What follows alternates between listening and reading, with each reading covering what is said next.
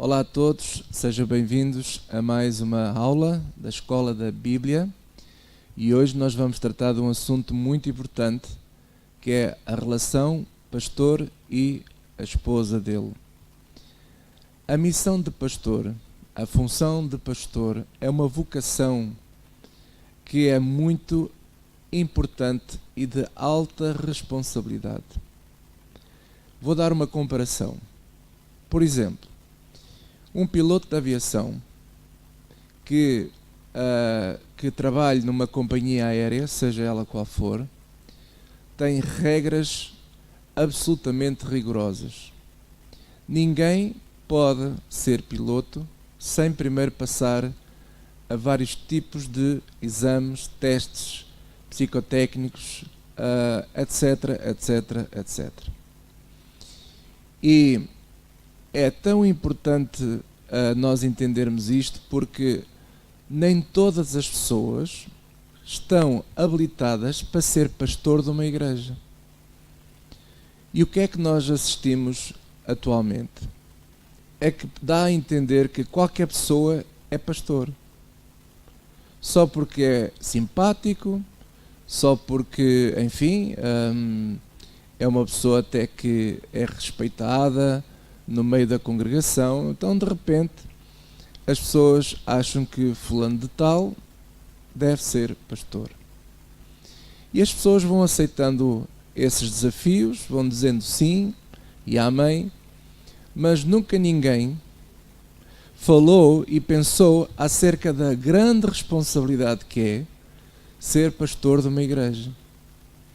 Porque assim como um piloto, se esse piloto não estiver bem preparado e se não passar a certo tipo de exames, esse piloto é reprovado.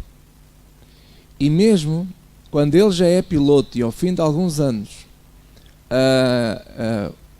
alguém descobrir que esse piloto está a falhar numa regra que não pode falhar, lhe é retirado o brevet e essa pessoa não pode mais pilotar. Porque está em causa a vida de seres humanos, que qualquer má decisão, o avião cai e centenas de pessoas inocentes morrem por causa de um homem que se relaxou, seja de que maneira for. Estou-me a lembrar de um filme que recentemente vi, de um ator muito conhecido, Denzel Washington, que ele fez o filme contou a história verídica de um piloto que teve um acidente. Ele conseguiu salvar a maior parte das pessoas, mas mesmo assim esse piloto foi a tribunal e descobriram que no dia em que ele estava a pilotar foi acusado de álcool no seu organismo. Era um homem com problemas com a bebida e o que aconteceu foi que, apesar de ele ter feito de tudo para salvar a maior parte das pessoas, e conseguiu, ele falhou uma série de procedimentos que fez com que aquele avião caísse. E, acima de tudo, o que fez com que ele, no final, foi acusado e foi preso em julgamento, foi que encontraram substâncias no seu organismo que eram proibidas por causa do problema que ele tinha com a bebida. Esse homem nunca mais pôde pilotar. Alguém pode dizer assim, mas puxa vida, então uma coisinha de nada, quem é que não bebe um copozinho? Pois é. Todos, ou a maioria dos seres humanos no mundo podem beber o seu copozinho, mas um piloto não pode tem que ter muito cuidado, ele não pode ter esse tipo de comportamento. Não pode, porque senão ele não pode ser piloto. E o mesmo se aplica também várias regras que a Bíblia fala para quem quer e deseja ser pastor. Por exemplo, 1 Timóteo 3, que eles têm a Bíblia consigo, podem abrir, 1 Timóteo capítulo 3, nós vamos ver que a pessoa que deseja ministério, a pessoa que deseja ser pastor, excelente obra deseja, mas tem regras. Veja aí, versículo 1. Esta é uma palavra fiel. Se alguém deseja o episcopado, excelente obra deseja. Lá está, é fantástico. Mas, versículo 2. Convém, pois, que o bispo, ou o pastor, ou até o diácono, seja irrepreensível, marido de quantas mulheres? De uma mulher. Vigilante, sóbrio, honesto, hospitaleiro, apto para ensinar, não dado ao vinho. Não dado ao vinho. Não está a proibir totalmente, mas está a dizer que tem que se ter muito cuidado. Quem for um bispo, um pastor, um diácono, alguém que tem a responsabilidade de cuidar da igreja, essa pessoa não pode ser uma pessoa dada à bebida. Mas que mal é que tem? No modo geral não tem mal nenhum. Qualquer pessoa pode ter a sua dose, mas um pastor de uma igreja, um líder, seja quem for, que tome conta de uma igreja, que é responsável por cuidar da igreja de Deus, da casa do Senhor, ele não pode, não é, digamos assim, desculpa a expressão que eu vou dizer, ele não é uma pessoa normal, no sentido em que há certas coisas todos podem fazer, ele não pode. Então, mas assim é muito duro, assim não aguento. Então não vá para pastor. É como o piloto. Eu quero andar na boa vida. Então não pode ser piloto. Pura e simplesmente não pode. Mas eu quero. Então se queres, tens que mudar de comportamento. Com os assuntos da casa de Deus é igual. O que é que nós assistimos hoje? É um regabof, como se costuma dizer. Toda a gente é nomeada pastor, é qualquer um que diz um aleluia mais alto, já é pastor, pronto. E depois surgem-se escândalos atrás de escândalos e ficamos admirados porque é que muitas vezes as pessoas que estão lá fora no mundo não querem nada com as igrejas. Porque falhamos logo aqui. Uma das coisas que aqui fala, e esta lição tem a ver com a relação pastor-esposa, diz que o pastor deve ser o quê? Marido de uma mulher. Alguns estão a pensar assim, é uma mulher de cada vez. Não, não é nada disso. Aí é que está o problema. É que alguém que já vai no terceiro e quarto divórcio diz assim, eu sou marido de uma mulher, as outras já foram. Pois é que as pessoas ainda não entenderam que o casamento, quando nós casamos com a primeira mulher, por assim dizer, ela vai ser tua mulher para sempre. Mas eu no papel já sou divorciado. Sim, mas no mundo espiritual ela sempre vai ser a tua mulher. Porquê? Porque foi criado um vínculo espiritual. E é isso que as pessoas não entendem. Infelizmente, uma boa parte dos cristãos não entendem o mundo espiritual. E principalmente alguns que têm o papel de serem responsáveis de uma igreja. A própria Bíblia diz que até à morte de um, há sempre um vínculo. Há sempre um vínculo. Alguém até pode dizer assim, mas eu estou divorciado, então está tudo legal, tudo no papel. Por incrível que tu possas acreditar, tens sempre um vínculo com essa pessoa. Porque é por tratar um assunto, ou por causa dos filhos, ou qualquer coisa que tu vais levar a vida toda, enquanto vocês viverem, vão estar sempre ligados. E é isso que as pessoas ainda não entenderam. Mas pronto, eu só estou a dizer o que a Bíblia diz.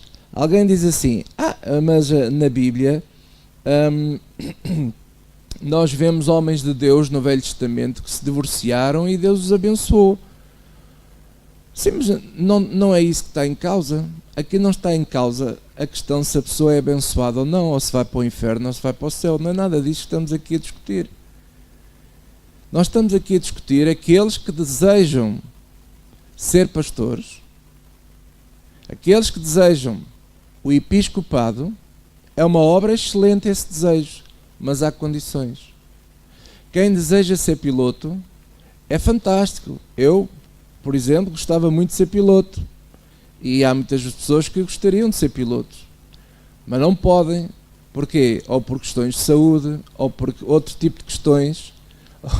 E quem tiver problemas então com a bebida, esse está mesmo chumbado, não há hipótese. Mas é só um copinho que eu bebo. E?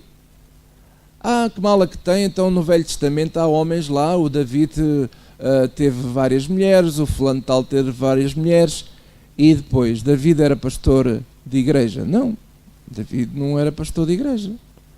David era algum sacerdote? Não, ele até pode ter feito esporadicamente algumas coisas que tinham a ver com o sacerdócio, mas ele nunca foi sacerdote. Ele foi rei. Então, quem deseja servir a Deus no ministério, separado para servir no ministério, na casa do Senhor, o líder de uma igreja, o pastor de uma igreja, esse pastor, segundo a palavra de Deus, uma das condições é esta: aquele deve ser apenas marido de uma mulher, nunca deveria se divorciar, nunca.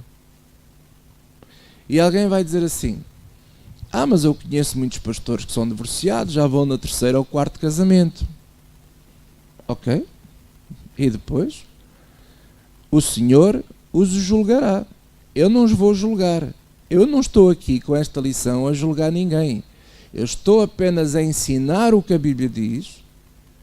Agora, muitas vezes o que nós encontramos é aquilo que a Bíblia diz, muitas vezes não corresponde com aquilo que é a realidade atual em muitas igrejas, infelizmente. Mas não significa que a realidade atual dessas igrejas seja a verdade de Deus. Não, a verdade de Deus é esta que eu vos estou a ensinar.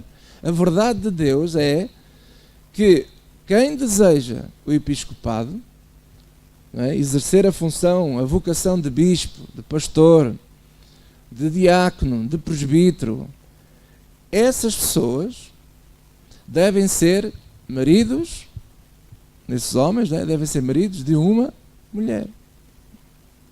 Ou então não se casam. Como o apóstolo Paulo dizia: gostaria que vocês fossem como eu, mas se vocês não podem ser como eu, porque o apóstolo Paulo ele nunca se casou, então, como quem não pode ser como ele, então que se case. Mas não é para andar a brincar. Ora, hoje casa-se e amanhã divorcia-se e logo se vê. Não. Os irmãos da igreja, os irmãos que não têm esta função, esta responsabilidade de bispo, de pastor, de diácono, se eles se divorciarem, está errado isso também, mas se eles se divorciarem e casarem-se às vezes que eles entenderem, isso é um assunto entre eles e Deus, Deus os julgará. E não é por causa disso que a pessoa perde a salvação, ou que a pessoa não deixa de ser abençoada. Claro que Deus ama as pessoas, Deus ama a todos. A questão está nisto que eu estou a dizer, que é: quem quiser estar no ministério tem estas condições que Deus exige, que Deus aprova. Mas a realidade não é assim, pastor Fidalgo. Bem, se não é assim, já é um assunto que não tem nada a ver comigo. Isso é o Senhor que vai julgar cada um. Mas eu só estou a ler o que a Bíblia diz. Veja aí, por exemplo, a carta de Paulo a Tito, mais à frente. Tito, que também era um pastor, não é? Paulo falou para Timóteo e agora fala para Tito. E ele diz aqui no capítulo 1, versículo 5, presta atenção a este texto que é riquíssimo. Diz assim: por esta causa te deixei em Creta, para que pusesses em boa ordem as coisas que ainda restam, e de cidade em cidade estabelecesses presbíteros, como já te mandei. Aquele que for irrepreensível, agora veja outra vez, marido de uma mulher, estamos a falar a presbíteros, marido de uma mulher, que tenha filhos fiéis, que não possam ser acusados de dissolução, nem são desobedientes. Isso é outra grande história. Hoje não vamos tratar dos filhos, vamos deixar isto por uma outra aula. Mas aqui a Bíblia diz que Paulo pediu a Tito para estabelecer presbíteros em vários locais, em cidades, de cidade em cidade, Mas não era de qualquer maneira. Tinha que ser pessoas irrepreensíveis, maridos de uma mulher, que tenham filhos fiéis, que não possam ser acusados de rebeliões, né? Filhos rebeldes, nem são desobedientes. Agora veja o versículo 7. Porque convém que o bispo seja irrepreensível, como despenseiro da casa de Deus, não soberbo, nem iracundo, nem dado ao vinho, lá está, nem espancador. Ora, imagina o que é, por exemplo, um pastor que bate na sua esposa. Violência doméstica. Bem, Deus condena isso. Esse pastor já tinha motivo de ser reprovado. Eu já nem falo de divórcio. Se você, em casa, você agride fisicamente ou psicologicamente a sua esposa, você devia pedir demissão e não devia ser mais pastor. E amigo, sou eu que prego estas coisas. É o que a Bíblia diz.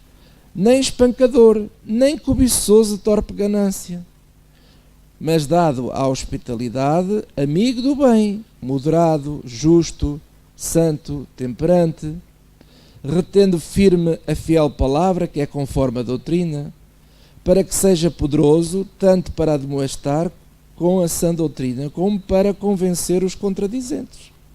A ver como é importante que a vida do pastor, do bispo, seja de facto, que esteja minimamente em ordem. Para quê?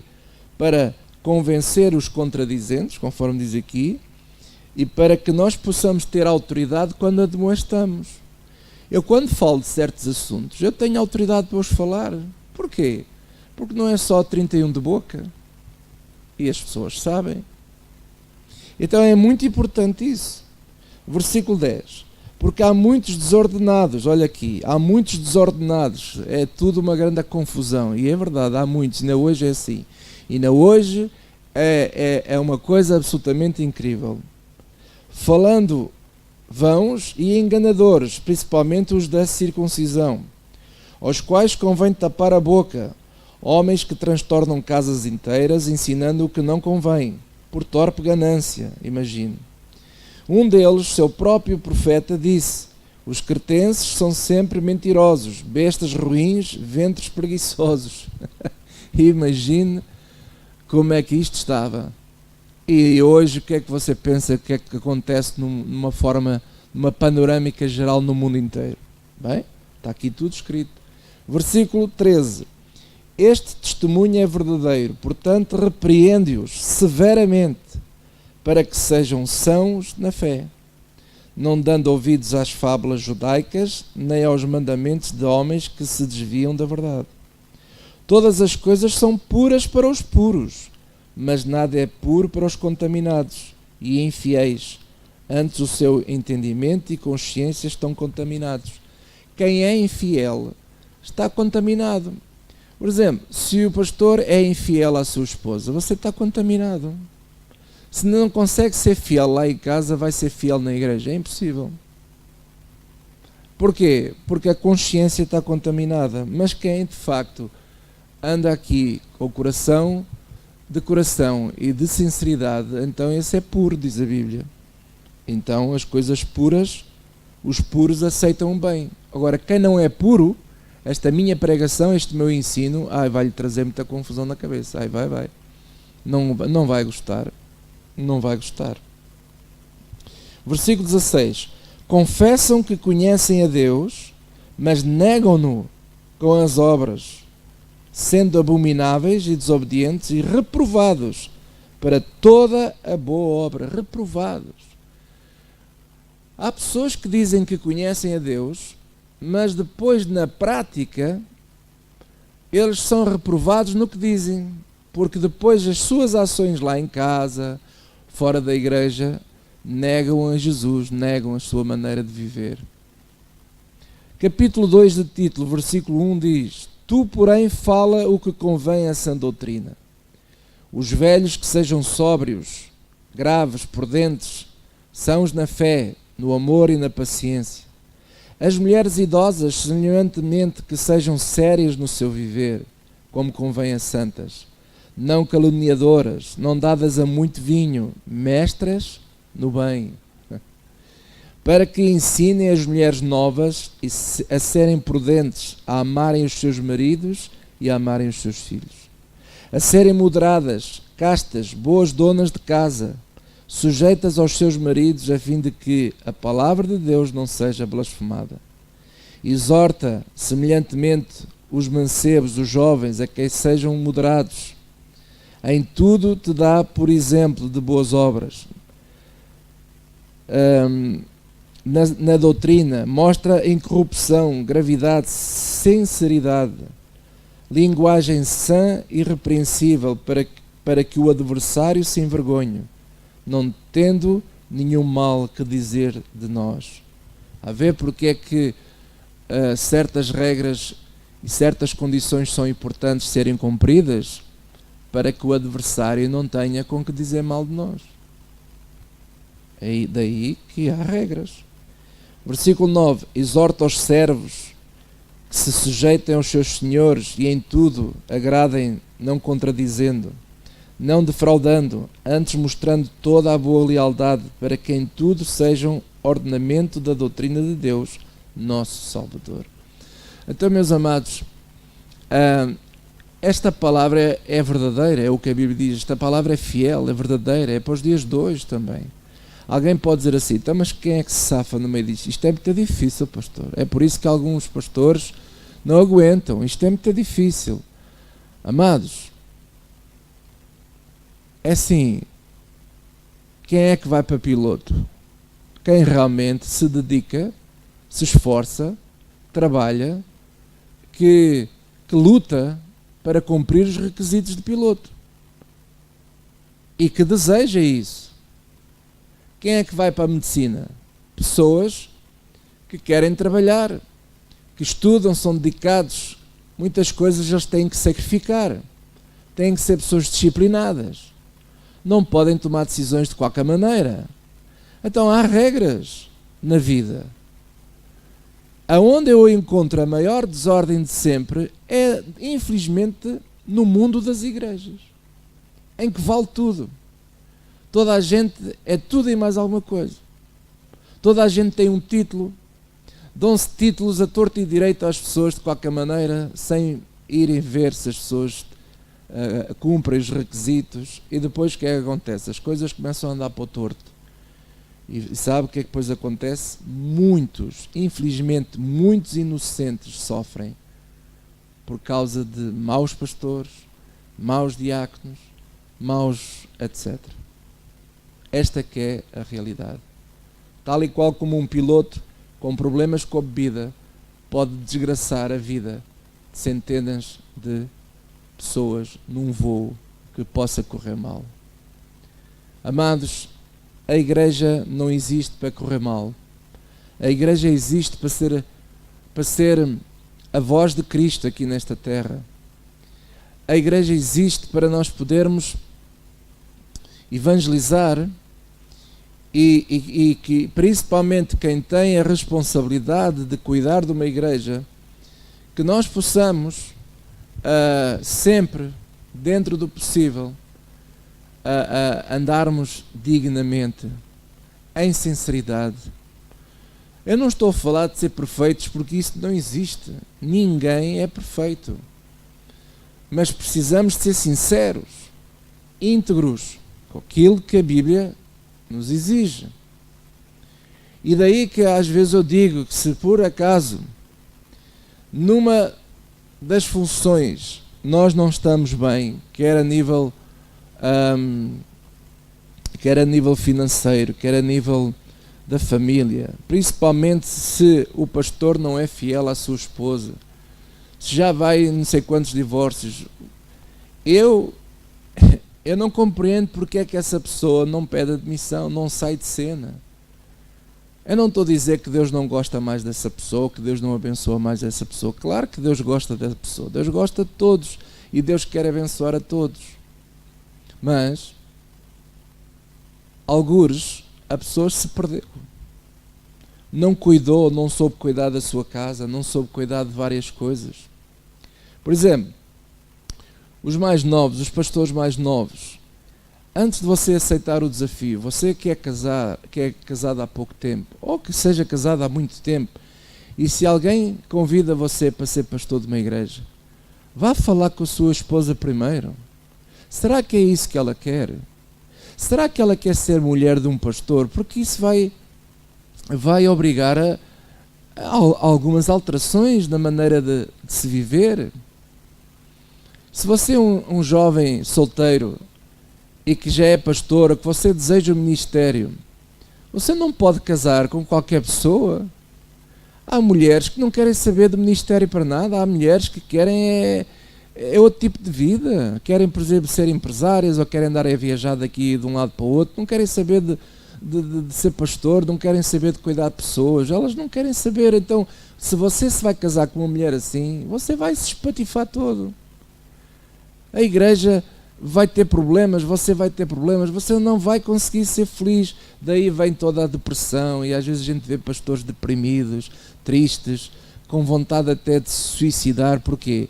Porque eles não cuidaram disto, não andaram a ver estas coisas, e aceitaram os convites de ânimo leve, não analisaram as coisas, não pensaram bem. O próprio Senhor Jesus Cristo diz, olha, pensa bem.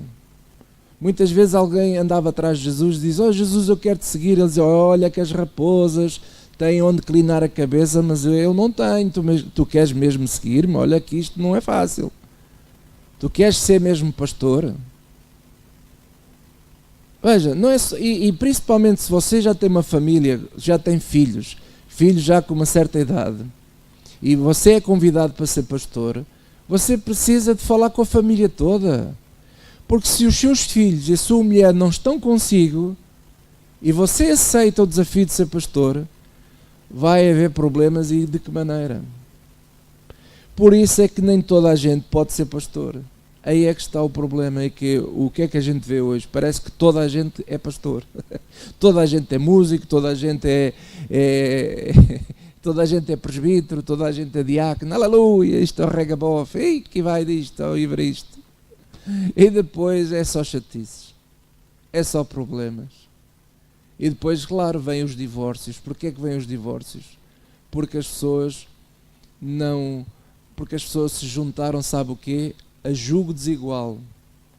Às vezes as pessoas pensam que o jugo desigual é casar com pessoas que ainda não são crentes. Não, você até pode casar com alguém que é crente, e você casa com um jugo desigual. Porquê? Porque ela quer uma coisa, você quer outra. Ela tem um objetivo, você tem outro objetivo na vida. Você quer ser pastor, ela não, ela quer ser não sei o quê. E depois as coisas não vão funcionar. Porquê? Porque os vossos desejos não são iguais, é um jugo desigual. E esse é que é o problema hoje na liderança, infelizmente, de muitas igrejas. E daí depois vêm os divórcios, e depois vêm aquelas pessoas, mas eu tenho uma chamada de Deus, eu sei que eu tenho uma chamada de Deus. Então, se tu tens uma chamada de Deus, para que é que te casaste com essa mulher? Se tu tens uma chamada de Deus, porque é que tu foste pôr peso? Então tinhas pensado isso melhor, tinhas pensado bem, porque não se pode aceitar este desafio de ser pastor sem primeiro pensarmos bem do que é que estamos a fazer, senão vai haver problema.